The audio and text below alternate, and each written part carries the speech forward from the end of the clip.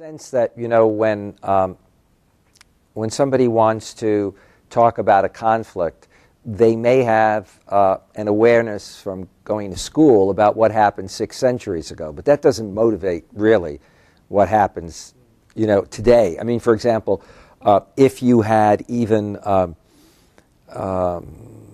political conflict, serious conflict between Germany and France, even though it's pretty proximate, relatively speaking, World War II or whatever, people might have that in the back of their mind, but what's really going to bring up, what they're really responding to is the current moment. Or Northern Ireland. People were responding to and continue to respond to the current moment, which they may then connect the current animosity and differences and say, well, this goes back centuries. A lot of it has to do with, for example, if we're looking at Europe, and at that time I was talking about Europe, but it would also be true in America, but let's just take Europe. A lot of it dovetailed with the growth of anti-immigrant attitudes. Remember that a lot of the migration into Europe, certainly in the 60s and 70s, was because Europe needed workers and blue-collar workers. Now, the workers came expecting to go home, as has been true for many, ethnic groups when they come, and certainly the people that invited them expected them to go home. Well, they not only came and stayed, but in fact, over the years, that size of the population has grown. And on the other hand, when economies go bad, who are you going to blame the most?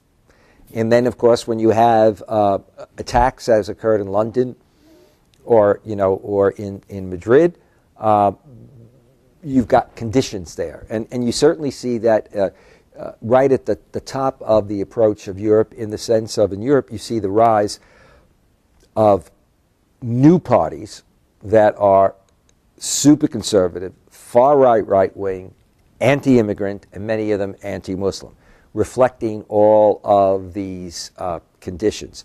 Now, what also makes for some difficulty is that it takes longer for a community that doesn't have skills to become absorbed. So if a high percentage of the people are coming as laborers and come from rural areas, then obviously interacting, a decade or two ago, they will stand out in terms of a kind of cultural, contrast.